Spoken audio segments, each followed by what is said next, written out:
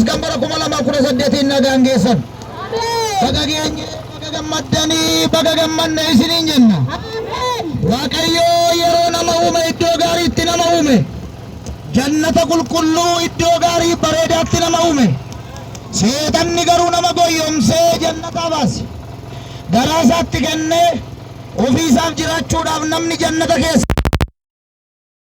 Yeroo ba'ummoo Waaqayyoo sagalee isa bira ture sana fuudhee foon itti uwwisee biyya lafaatti Yesuusin nu erge. Innis fayyisaa Waaqaaf lafaa ta'e karaa Maariyaam durbaa dhalateera. Kanaaf Waaqayyoo sagalee isaa nu ergeera.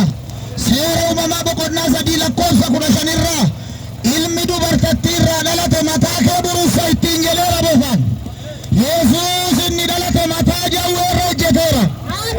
Yesuus inni dhalate mataa marrataa irra hojjeteera. Dhagaa dhaggeeffadhaa kan nagaddan kan daldaltan hojjetaan mootummaa gurri keessan nalagaa kan jiru amantoonni karaan amma isin irra jirtan karaa fayyinaa ta'uu dhiisuu danda'a.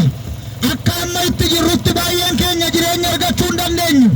Karaa amma irra jirruun jireenya arguu waan hin dandeenyeef ilma Waaqayyoo isa hundumaa danda'utti amanaa.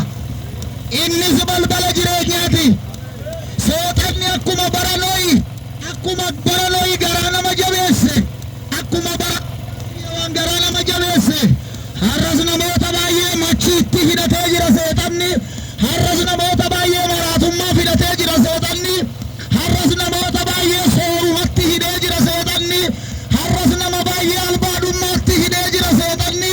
Har'as nama baay'ee waaqa tolfamaa jala gugguufsisaa jira seexanni. Misiraachoo siidaa kana hundumaa kan jissu ilmi Waaqayyoo dhalateera. Haleluuyaa!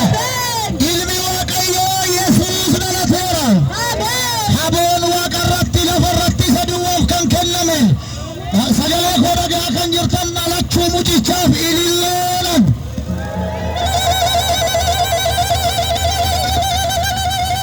Waaqayyo nama kufe barbaaduuf ilma isaa erge. Maqaan ittiin fayyan waaqarra lafa jala Yesuus malee hin jiru. Waan biraatti kan sagaddan, seexanaaf kan bultan, waaqa tolfamaaf kan bultan, inni godoo qaalluu kuffisu dhalateera Yesuus.